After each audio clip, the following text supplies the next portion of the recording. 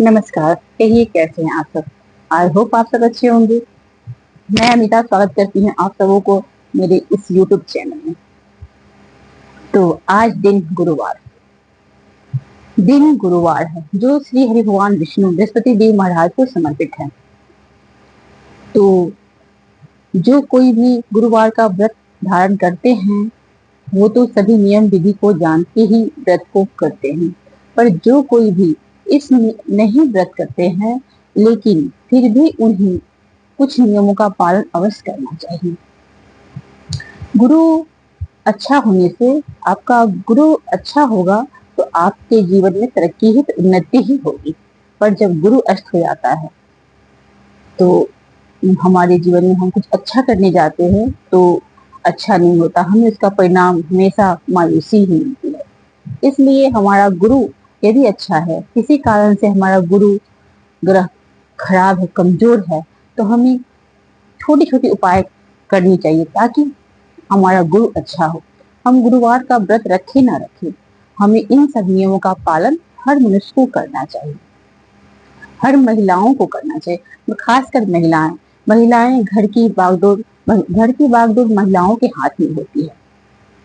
तो महिलाएं यदि छोटी छोटी बातों का ध्यान रखें, ख्याल रखें, तो आपके घर में हमेशा खुशहाली ही होगी, आपका गुरु अच्छा होगा। तो व्रत रखती हैं आप तो बहुत अच्छी बात है, और आप सभी नियम को जान के ही व्रत रखें। यदि आप नहीं रखते हैं तो कुछ छोटे छोटे उपाय आप कर सकते हैं जिससे आपका गुरु मजबूत हो। तो कौन कौन से हमें उपाय करने चाहिए। हम पूजन भी नहीं करते हैं, उपवास नहीं रखते हैं, तो कौन कौन से ऐसे उपाय हमें करनी चाहिए ताकि हमारा गुरु अच्छा हो। तो वो सब आज मैं डिस्कशन करूंगी आप लोगों के साथ। गुरुवार के दिन बहुत सारे ऐसे कार्य हैं जो मनुष्य महिलाओं को नहीं करनी चाहिए, चाहे वो पुरुष हो या महिला, किसी को नहीं करना चाहिए। पहला काम, तो गुरुवार के दिन हमें अपने घर को गोबर से या झोल झल्ला ये सब नहीं झाड़नी चाहिए। गुरुवार के दिन हमें विस्तृत सफाई नहीं करनी चाहिए, जैसे हम थोड़ा बहुत साफ सुथरा कर लेते हैं उतना ही करनी चाहिए।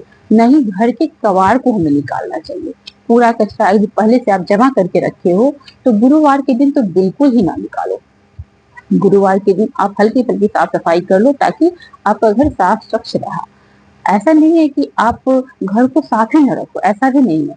आप क्योंकि जहाँ रह रहे हैं भगवान का वास भी वहीं होता है जहाँ स्वच्छता हो, इसलिए आपको स्वच्छता का भी ध्यान रखना है। तो आप ऐसा नहीं है कि आप अपने घर का सफाई ही ना करें गुरुवार को भी।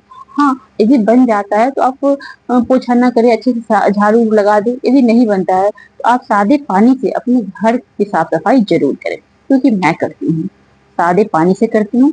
और कभी कभी जरूरत नहीं लगता है कि साफ ही है तो उस दिन मैं पोछा छोड़ देती हूँ।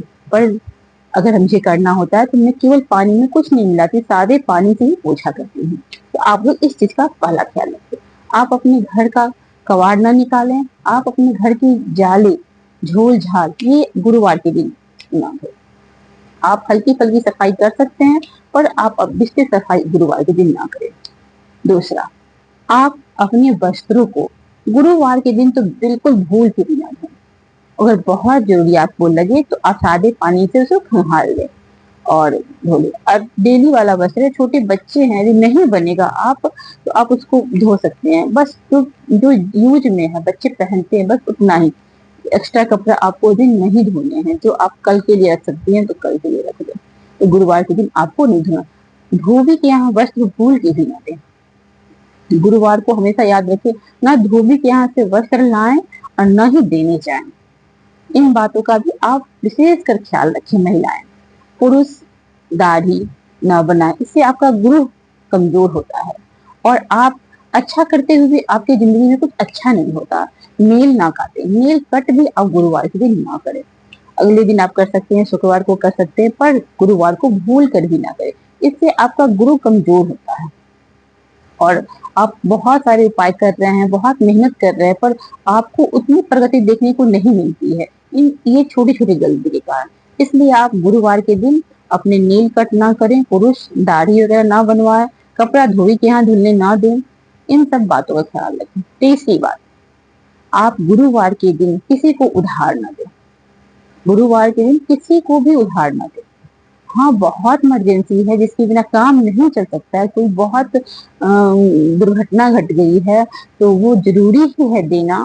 तो ऐसे में क्योंकि हम मानव हैं, हम मनुष्य हैं, कभी किसी को ऐसा जरूरत हो सकता है। तो गुरुवार के दिन आप ना ही किसी को कुछ पैसा उधार दें और ना ही किसी से लें।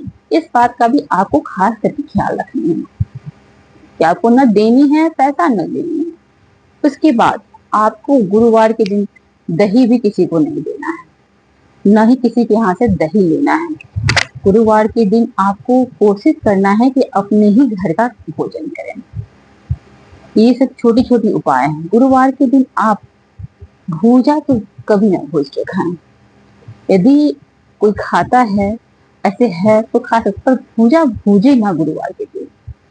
हो सके तो आप गुरुवार के दिन ज्यादा से ज्यादा चने की दाल बनाएं, करी बनाएं, बेसन का चने का बना हुआ कोई भी चीज अपने घर में जरूर बनाएं और सभी लोग खाएं। ऐसे गुरु मजबूत होगा। और जब कभी आप घर से बाहर निकल रहे अच्छे काम के लिए जा रहे हैं तो पीली सरसों का एक दाना मुंह में डाल के निकलिए। इससे जिस काम के लिए आप बाहर जा रहे हैं वो आपका काम बहुत ही सफलता से हो जाएगी और ज्यादा आपको मेहनत नहीं करनी पड़ेगी। तो गुरुवार के दिन आप पीली सरसों का एक दाना मुंह में डाल के जरूर जाएं। तो गुरुवार के दिन आपको क्या क्या करनी है आपको समझ में क्या नहीं करना है ये भी समझ में आ गया। आपको कबाड़ नहीं निकालना है, नेल नहीं काटना है, धोबी को यहाँ वस्त्र नहीं देना है, घर में वस्त्र नहीं धुलना है। आपको घर ये नहीं कि घर को गंदा रखना है, ऐसा भी नहीं है, क्योंकि स्वच्छता में ही भगवान का वास होता है। इसलिए सादे पानी से आपको घर की सफाई करनी है। और बहुत सारे पूछते हैं कि सर हम सरफ से बर्तन धुल सकते हैं, तो क्या आप बर्तन नहीं धुलेंगे? क्या आप बर्तन संभाल के खाना खाएंगे? ऐसा नहीं है, आप बर्तन को धोएं। गुरुवार के दिन सरफ से, साबुन से, लिक्विड वाले जो मिलते हैं भीम, उससे आप किसी चीज से बर्तन को अपना धोएं। बर्तन नहीं धोइएगा तो आप खाना किसी में खाइएगा। और गुरुवार के दिन आपको गाय को रोटी जरूर खिलानी है। हो सके तो गाय को चने की दाल, गुड़ और रोटी पे हल्दी लगा के अपने हाथों से गाय माता को जाके खिलाएंगे तो बहुत अच्छी बात है। यदि नहीं खिला पाते हैं, नहीं अपने से जा पाते हैं, तो कम से कम उनके नाम की 2 रोटी निकाले और कभी भी किसी के माध्यम से आप गाय को जरूर खिलवा दें। ये काम भी आपको गुरुवार के दिन करनी है। गुरुवार के दिन आप पीले चीज जरूर खाएं, पीली दाल, पीली बेसन की सब्जी, पीले करी, ये सब बना के जरूर। और पीला जब हो सके तो गुरु मजबूत करना है यदि आपको, तो पीले वस्त्र धारण करें गुरुवार के दिन। इससे भी आपके गुरु मजबूत होंगे। इन छोटी छोटी उपाय करके आप यदि व्रत नहीं करते हैं तो फिर भी अपने गुरु को अच्छा रख सकते हैं, गुरु को अच्छा कर सकते हैं। और यदि आप कथा उथा नहीं करते हैं, पूजन पाठ नहीं करते हैं, तो 1 लोटा जल में तुलसी डाल के, उसमें थोड़ा सा गुड़ डाल के, चने की दाल और मुनक्का डाल के, अगर केले का वृक्ष है तो आप उसमें जाके जरूर से जरूर जल दे दें।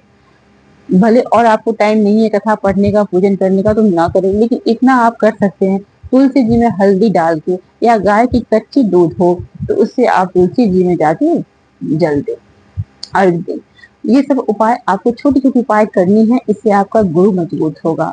हल्दी वाला जो जल होता है, गंगा जल में थोड़ा सा हल्दी डाल के पूरे घर का आप उससे छिड़काव करें।